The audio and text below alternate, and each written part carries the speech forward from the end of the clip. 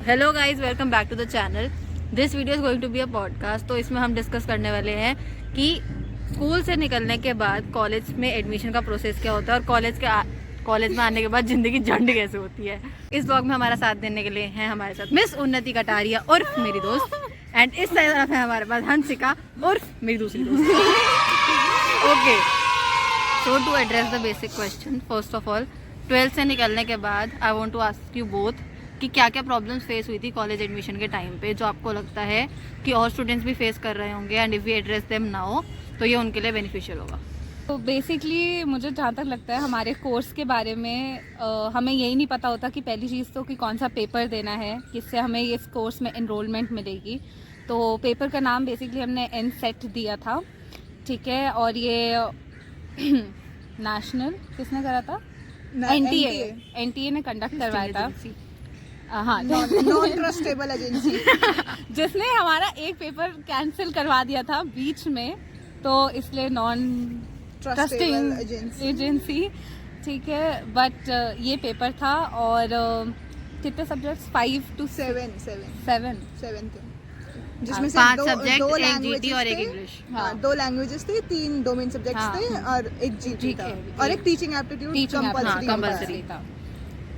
Okay, आप बताओ। और लाइक जैसे मेरा जो स्पैन था 12th पास होने के बाद और कॉलेज शुरू होने के बाद, वो 7-8 महीने का था। तो आई वाज एक्सट्रीमली बोर्ड घर पे। और क्या बताना है। ऑल्सो हम लोगों ने सबने CUET दिया है। हाँ, और CUET में आई थिंक मुझे जो सबसे ज़्यादा प्रॉब्लम्स आई है वो CUET में ही आई है, क्योंकि हमें ये नहीं पता होता पहली चीज़ की प्रेफरेंस लिस्ट कैसे बनानी है, पेपर कैसे कंडक्ट होता है, किस किस दिन होता है, और मतलब वो चेंज होता रहता है। जैसे हमारा इंग्लिश का हुआ था इस साल पिछले साल 2024 में, तो मतलब वो तुम्हें नोटिफाइड रखना पड़ेगा अपना। और प्रेफरेंस लिस्ट के रिगार्डिंग तो प्रथा जी आप खुद ही बता दीजिए। ओके, सो अगर मैं स्टार्ट करूं तो फर्स्ट ऑफ ऑल तुम्हें कॉलेज के बारे में कोई नहीं बताएगा कि कौन से कॉलेज में जाना है, कौन सा कोर्स करना है और किस कोर्स के पेपर कब निकल जाए, तुम्हें कुछ पता नहीं चलेगा। तो you have to be updated. तुम्हें रोज़ वेबसाइट चेक करनी पड़ेगी, क्योंकि ये लोग कभी भी नोटिफाई कर देंगे कि पेपर है, 2 दिन बाद पेपर भी ले लेंगे और तुम्हें पता भी नहीं चलेगा, ठीक है। Now coming to the brutal reality which is की CUET में जो बहुत बार हुआ है, दैट इज़ कि सिलेबस में कुछ होगा, पेपर में कुछ आएगा। ये NCET में भी हुआ ये था। NCET में हिस्ट्री भी का जो हाँ। पेपर था, that was so out of syllabus. पढ़ के मैं कुछ गई हूँ, 12th का सिलेबस बोलते हैं कि आएगा, बट क्वेश्चंस वर लाइक कि इस मूवी का हीरो कौन था। Exactly. Like how am I supposed to know that? And ऐसे भी क्वेश्चंस थे कि ऐसी कौन सी मूवी है जो इस चीज़ पे बेस्ड है। मोस्टली कुछ क्वेश्चंस थे, ऑलमोस्ट 5 to 10 क्वेश्चंस मूवीज पे बेस्ड थे उस क्वेश्चन चैप्टर में, मतलब उस पेपर में। And GK was so tough, I almost failed in GK to be honest. Also I would suggest कि तुम लोग जो भी ये वीडियो देख रहा है वो सभी सब्जेक्ट्स को लेकर चलना CUET में। ऐसे मत करना कि छोड़ देते हैं, क्योंकि तुम्हें नहीं पता कि तुम्हारा फ्यूचर किस चीज़ के ऊपर डिपेंड करता है। मैंने भी अपने हर एक सब्जेक्ट का पेपर दिया था, जो भी मैंने 11th-12th में पढ़ा था। और 11th-12th की बुक्स को चाट लेना और जितना हो सके उतने क्वेश्चंस प्रैक्टिस करना, क्योंकि तुम पढ़ते रहोगे तुम्हें लगेगा कि हाँ तुम पढ़ रहे हो, बहुत अच्छा जा रहा है। नहीं है ऐसा। जितने क्वेश्चंस प्रैक्टिस करोगे उतना बेटर होएगा। GT के लिए ऑब्वियसली जैसे ये कह रही है, जितने क्वेश्चन प्रैक्टिस करोगे उतना अच्छा है, क्योंकि GT के क्वेश्चंस इतने बुरे आते हैं तुम्हें पता भी नहीं चलेगा कि तुम्हें निकालना क्या है। और बहुत बार पेपर देते टाइम ये भी होता है कि क्वेश्चन कुछ है और उसके आंसर्स 2 या 3 जा रहे हैं, तो तुम कुछ भी कर सकते हो उस पर, ठीक, क्योंकि वो दोनों ही तीनों आंसर सेम होंगे। And there is no way you can recheck your answer sheet, क्योंकि पेपर रिजल्ट आने के बाद तुमसे वो इतना कैश मांग लेते हैं एक क्वेश्चन को चेक करने के लिए, that you can't afford that. तो पहली उसमें ही ऐसे लेके चलो कि बस क्लियर हो जाए तो बहुत है, क्योंकि CUET की management is the worst, you can say. कोई मैनेजमेंट नहीं है, उनका कुछ हिसाब नहीं है। तुम्हारे सेंटर्स भी बहुत दूर पड़ सकते हैं। मेरे बहुत दूर पड़ते थे, 1-2 घंटे लगते थे आराम से जाने में। तो वेल इन एडवांस टाइम देखकर जाना, घर से निकलना। और ये लिखा हुआ होता है, एंड आई वुड सजेस्ट कि जो कर सकता है ज़रूर करे कि एक दिन पहले सेंटर देखकर आ जाओ, क्योंकि उससे ये होता है कि तुम्हें टाइम एस्टिमेट हो जाता है। और जो नहीं कर सकते हैं प्लीज़ टाइमली घर से निकलो, क्योंकि कुछ नहीं पता कि रास्ते में कितना जाम हो।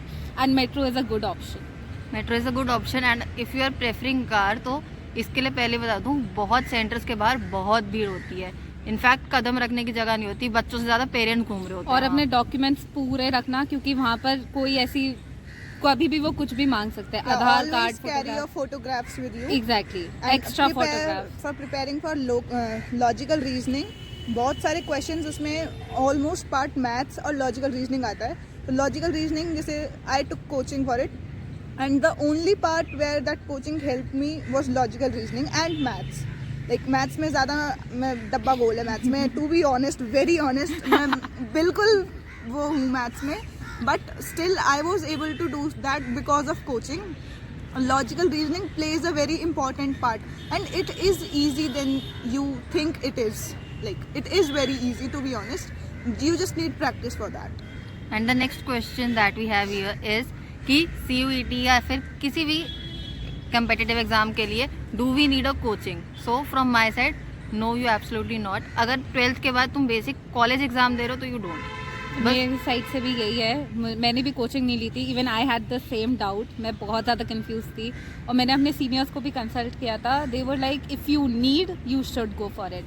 कोई भी क्लियर कट नहीं बताता कि तुम्हें करना है नहीं, ये तुम्हारी ज़रूरत के हिसाब से होता है. और 11th-12th में अपने बेसिक्स बिल्कुल क्लियर रखना, क्योंकि वो ही पूछे जाते हैं मैक्सिमम टाइम्स. मैं साइकोलॉजी मेजर्स कर रही हूँ और सोशो माइनर. सोशो मेरे पास थी भी नहीं, but still somehow we are managing through the. एंड जो भी आप सब्जेक्ट चूज करो उस पेपर के लिए मेक श्योर कि वो आपके पास 11th-12th में था. लाइक जैसे अ फ्रेंड ऑफ माइन, उसने साइकोलॉजी ऑप्ट कर लिया बट उसके पास 11th-12th में साइकोलॉजी नहीं था.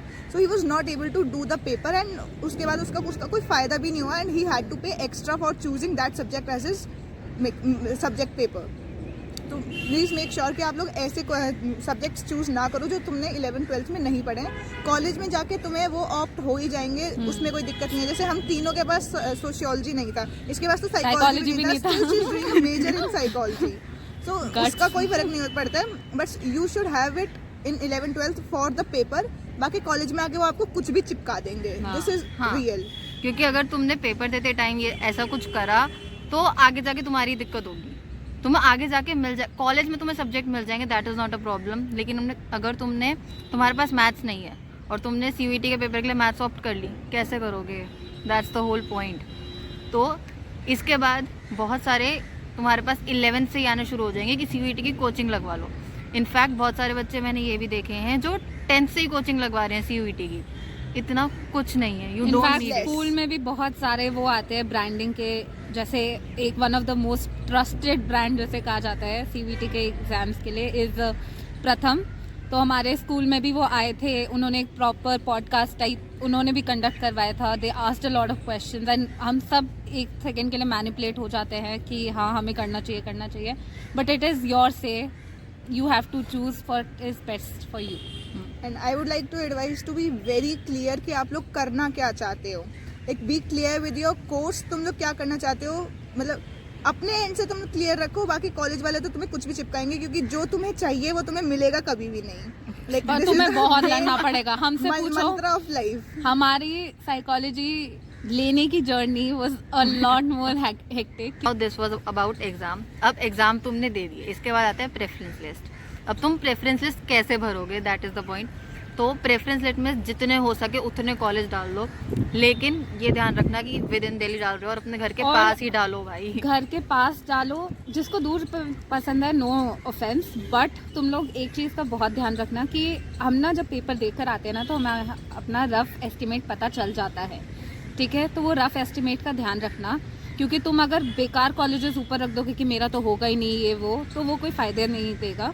तुम्हें अपनी वैल्यू पता होनी चाहिए कि हाँ मेरा इतना हुआ है तो मुझे कॉलेज मिल जाएगा. एंड कोई हार्म नहीं जाता नॉर्थ कैंपस को ऊपर रखने में, तो तुम नॉर्थ कैंपस ऊपर रख सकते हो. सबसे पहले अपने टॉप कॉलेजेस, जितने रैंकिंग में टॉप कॉलेजेस, सबको पहले ऊपर रखो. तुम्हें नहीं पता तुम्हारा कब किस में नाम आ जाए भाई. और जितने हो सके उतने ज़्यादा कोर्सेज सिलेक्ट करो, क्योंकि तुम जितने कम करोगे उतना तुम लिमिट होते जाओगे. और तुम्हारे और प्रेफरेंस में ऐसा रखना जो तुम्हें ज़्यादा पसंद है कोर्स, जैसे पॉल साइंस, हिस्ट्री. हम आर्ट्स बैकग्राउंड से है तो हम तो यही बता पाएंगे.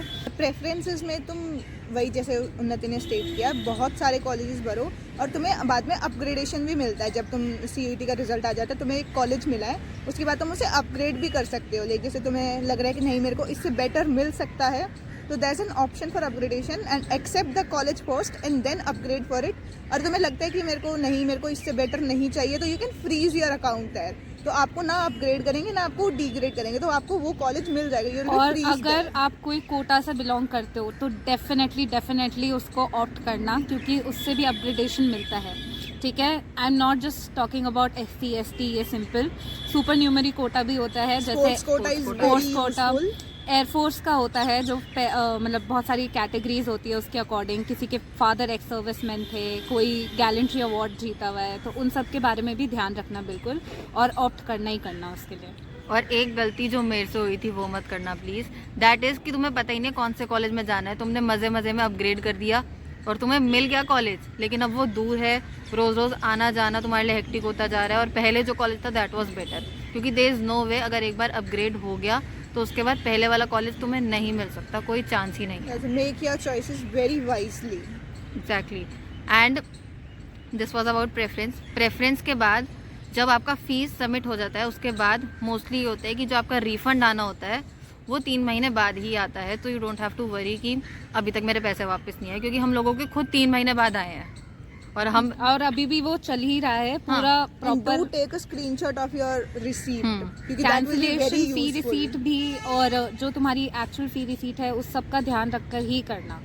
जितनी भी पेमेंट्स करो उन सब के स्क्रीनशॉट्स अपने पास रखो, क्योंकि ऐसा भी हो सकता है कि कभी तुमने पेमेंट करी और वो वहाँ तक पहुँची ही नहीं, तो वो रिफंड वगैरह में तुम्हारे स्क्रीनशॉट्स ही काम आएंगे. एंड ट्राई कि तुम कंप्यूटर से या लैपटॉप से पेमेंट वगैरह करो, क्योंकि फ़ोन से बहुत बार मिसमैनेजमेंट हो जाती है, कभी गलती से बैक हो गया, किसी का कॉल आ गया कुछ, तो ट्राई कि लैपटॉप वगैरह पे कर रहे हो, that would be better for you guys only. Also her course के अकॉर्डिंग फीस वेरी करती है, तो ये मत सोचना कि मेरे दोस्त की तो इतनी है और मेरी इतनी ज़्यादा है या इतनी कम है. ये देख, मैं तो बहुत, हर कोर्स का डिफरेंट होता है, और कॉलेज का भी अलग होता और है. कॉलेज का भी अलग होता है. ऑल्सो कि तुम्हारी कैंसिलेशन फीस अभी तक, जब तक हमने करा है तब तक तो 1000 रुपीज़ ही है. आई होप ये ना ही बढ़े, क्योंकि कुछ भी हो सकता है.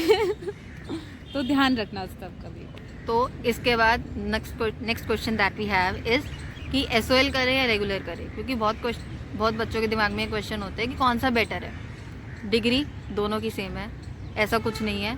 बट द थिंग इज़, अगर तुम SOL कर रहे हो तो फ़ायदा तब है कि अगर तुम साथ में कोई और कोर्स कर रहे हो या तुम कुछ जॉब वगैरह कुछ भी तुम जो तुम्हारे बेटरमेंट के लिए तुम वो कर रहे हो, that would be better at that time. अगर तुम रेगुलर कर रहे हो जैसे हम कर रहे हैं, नो नीड देन.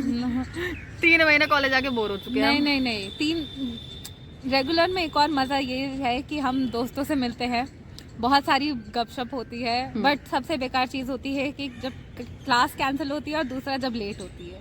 और स्पेशली अगर तुम्हारा कॉलेज दूर है. हम घर से निकल चुके हैं, आधा रास्ता आ चुके हैं, फिर मैसेज आ रहे होते हैं क्लास कैंसिल टुडे. और ये हार्श रियलिटी है, DU की तो स्पेशली हार्श रियलिटी है. और कहा जाता है DU टॉप यूनिवर्सिटी है, तो वो सब झूठ तो नहीं, दिल्ली की तो टॉप ही है भाई. तो दिल्ली में और है ही कितनी, 2 ही तो है. और हाँ, मतलब ऑल ओवर इंडिया तुम्हें देखना पड़ेगा. And while choosing your colleges for your preference list, check for the NIRF ranking होती है कुछ, and do check that.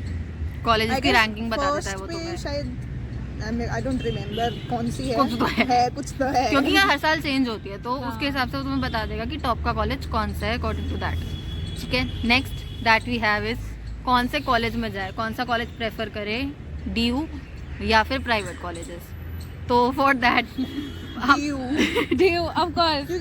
Private वाले, एक वेल सेट सेइंग है कि स्कूल तुम प्राइवेट लो, कॉलेज तुम गवर्नमेंट लो, और जॉब भी तुम गवर्नमेंट लो, क्योंकि बहुत पर्क्स एंड बेनिफिट्स होते हैं उसके. तो वो सब तुम्हें देखना चाहिए.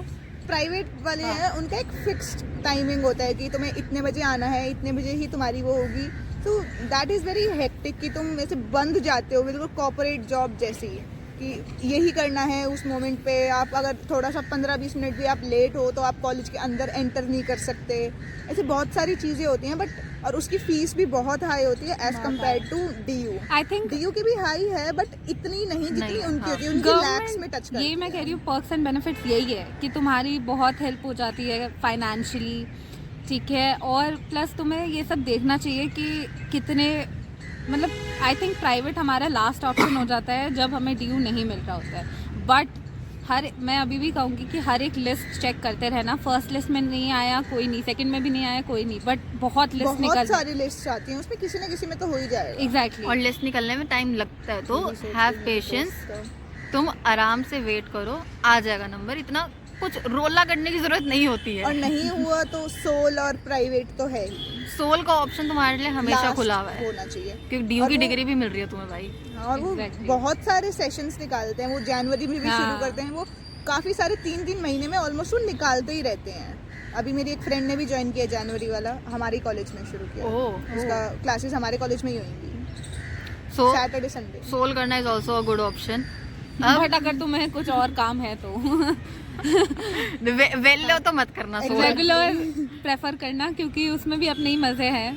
घर पे बैठे बैठे बोर हो जाओगे. तुम्हें Exactly, अपने कब तक एक्सपीरियंस बैठोगे? मिलते हैं यहाँ पे, फील्ड ट्रिप्स वगैरह सब कुछ होती हैं. Fest एंड आई होती थिंक है. तुम्हें एक्सपोजर मिलेगा. व्हाट इफ जो तुम कोर्स कर रहे हो वो तुम्हें कभी करना ही नहीं था, तो नई चीजें सीखने को मिलेंगी. एग्जैक्टली. फेस्ट बहुत होते हैं डीयू में, बहुत बहुत सारे है. फेस्ट होते हैं. तुम और अब अपने तो फेस्ट कॉलेज के सीजन फेस्ट वैसे ही में आने नहीं जाना वाला है. चाहते, किसी और कॉलेज के फेस्ट में चले जाओ, किसी को फर्क नहीं पड़ता. एग्जैक्टली. लेकिन जो सबसे रजिस्ट्रेशन करके जाना हाँ प्लीज. प्लीज हमें फंसवा दोगे. हाँ. उन्होंने कही थी. पासेस ले लेना अपने दोस्तों से और तब चले जाना. और डीयू की भाई सबसे घटिया चीज जो मुझे अभी तक लग रही है दैट इज कि क्लासेस कभी भी कैंसिल कर देते हैं भाई. कोई रूटीन नहीं है. टीचर्स 15-15 मिनट लेट आएंगी, कुछ टाइम नहीं है, कभी भी क्लास कैंसिल हो रही है. उन बच्चों का क्या जो दूर से आ रहे हैं भाई. और एक एक दिन में 2-2 टेस्ट हो रहे हमारे हैं. जैसे सब दूर से आते हैं हम. एक 2-2 दिन का हमारे जो थोड़े गैप में होने चाहिए टेस्ट, वो एक ही दिन में हो रहे हैं. Surprise test. सरप्राइज टेस्ट हो रहे हैं. सर को अटेंडेंस के ऊपर गुस्सा आ रहा है. आई डोंट थिंक भाई कि डीयू में इतनी स्ट्रिक्टनेस है पढ़ाई को लेकर. आई थिंक प्राइवेट मामलों में तो बेटर है क्योंकि Actually, क्लास एक है. और चीज है, schools are meant for discipline, college is meant for fun. Fun we can say that. Can be said. क्या? और बहुत बार ये होता है कि बच्चे कॉलेज का बोल के कहीं और निकल जाते हैं. ये हरकतें मत करना. और ये भी ट्राई रखना, लाइक जैसे ऐसा हमेशा होता है, ऐसे मैंने नोटिस किया गया है कि फर्स्ट सेमेस्टर के बच्चों की ज़्यादा बैक आती है. हाँ. तो है तो हम भी फर्स्ट में ही, पर देख अगर- लेंगे हम तो. तुम ध्यान रखना. अगर कॉलेज में आ गए हो, उड़ने की ज़रूरत नहीं है. पढ़ाई वहाँ भी तुम्हें करनी ही है, पेपर वहाँ भी तुम्हें देने ही है. तो पेपर के टाइम पे बस सीरियस हो जाओ. उसके पहले तो जितने मजे करने हैं करो भाई. नहीं, और जब नहीं, मजा करने freedom का है तो- टाइम, मजा करने का टाइम ड्यू में बहुत ज़्यादा आता है, तो उसकी टेंशन तो बिल्कुल मत करना. हाँ, ऊपर नीचे होता रहता है क्योंकि एग्जाम सीजन आ जाता है. अब तो फुल इंस्टाग्राम फीड ही वो उसमें भर रखी है, बट अब ना ध्यान वो देखना पड़ता है. And do try to join NSS and NCC, क्योंकि उसके 5 मार्क्स अलग से होते हैं हर चीज़ में. जब भी आप जैसे आप ग्रेजुएट होगे तो उसके आपको 5 से 10 मार्क्स अलग से मिलते हैं. जितना हो सके कॉलेज में उतना एक्सपोजर लो, तुम्हारे लिए बहुत अच्छा है. जितनी कम्युनिटीज क्या कहते हो, सोसाइटीज, जितनी सोसाइटीज हो सकती है उसको ज्वाइन करो भाई. बहुत फन है. नहीं, काफ़ी सोसाइटीज बहुत हेडेक होती हैं. हाँ. काफ़ी अभी सारी वो प्रथा जी ने एक सोसाइटी Dance ज्वाइन society करके वाली, true. And societies can be toxic as well. तो अगर तुम्हें लग रहा है कि सोसाइटी टॉक्सिक है, छोड़ दो. फालतू का प्रेशर लेने की जरूरत नहीं है. But स्कूल में बहुत ले लिया. sometimes आप छोड़ भी नहीं पाते, क्योंकि वो लोग इतना फोर्स कर लेते हैं आपको, इतना ऐसे बांध के रख देते हैं. आपको अटेंडेंस नहीं देंगे, आपको प्रिंसिपल के पास ले जाएंगे एंड ऑल करेंगे, जैसे मेरे भाई के साथ हुआ था. But still try to do कि ऐसा आप निकल सको उस चीज़ से बाहर. वो आपको खुद टैक्टिक्स लगानी पड़ेगी. एंड कॉलेज में आने के बाद you are on your own. जैसे स्कूल में तुम कुछ ना कुछ जुगाड़ करते थे, वो सब तुम्हें यहाँ करना पड़ेगा. क्योंकि यहाँ पे तुम अपने पेरेंट्स को नहीं बुला सकते. यहाँ पे कोई नहीं सुनेगा तुम्हारे पेरेंट्स की. जो सुनेगा Parents को तुम्हारी. घुसने ही नहीं देंगे, गेट पे खड़ा कर लेंगे. एग्जैक्टली. स्कूल नहीं है यहाँ, PTM नहीं होगी. तुम्हें खुद ही करना कुछ पड़ेगा जो colleges में करना तो हो है. जाती है. हाँ, आना कुछ में जाना होती है. खुद मैनेज करना पड़ेगा. और अगर तुम कॉलेज दूर जा रहे हो तो देयर इज चांसेस कि रास्ते में तुम्हें कुछ क्रीप मिल जाए, कुछ फालतू लोग मिले. तो just have that set of mind कि तुम उनसे ढंग से डील कर लो. ये ना हो कि तुम अपने मजे में हो, तुम उनसे मजे ले रहे हो, उन्होंने तुम्हारे मजे ले लिए. हाँ. और There's a थोड़ा popular बच के- हरियाणवी saying, हाँसी में फांसी होना. So देख लेना. अब आगे तुम्हारे ऊपर. So this was all it. जितना मैं बता सकती थी मैंने तुम्हें बता दिया. और अगर इसके अलावा कोई भी क्वेरीज तुम्हारी है so please do comment down below. हम लोग तब फिर से आ जाएंगे. हमारे अगले महीने से पेपर है और बहुत बिजी हैं, बट हमने आपके लिए टाइम निकाला है. Yeah. तो और प्लीज और अभी जब हम यहाँ बैठे हुए हैं, हमारी खुद की क्लास कैंसिल हो गई है. तो हम तुम्हारे लिए पॉडकास्ट बना रहे हैं. Okay, so thank you for watching this and do like share subscribe and अपने जितने सारे दोस्तों को हो सकते हैं उतने सारे दोस्तों को भेजो। जो और क्वेरीज है मुझे बताओ नीचे, मैं सॉल्व करने की पूरी कोशिश करूंगी कोशिश करेंगे कोशिश करेंगे। और तुम्हें कॉलेज की That's all we can do. तुम्हें कॉलेज की लिस्ट चाहिए हो, तुम्हें कौन से कोर्स के लिए कौन सा एग्जाम देना है ये सब जानना हो, कमेंट करो। आई विल ऑलवेज रिप्लाई ढंग के कमेंट पे, जो काम के कमेंट हुए सिर्फ उन पे किसी फालतू कमेंट पे रिप्लाई नहीं करने वाली। तो थैंक यू उन्नति Kataria and Hansika for joining me in this. Thanks प्रथा हमें इनवाइट करने के लिए, इतना काबिल समझने के। जॉन दे एंड मैं मिलती हूँ आपसे अपने नेक्स्ट ब्लॉग में। Bye bye.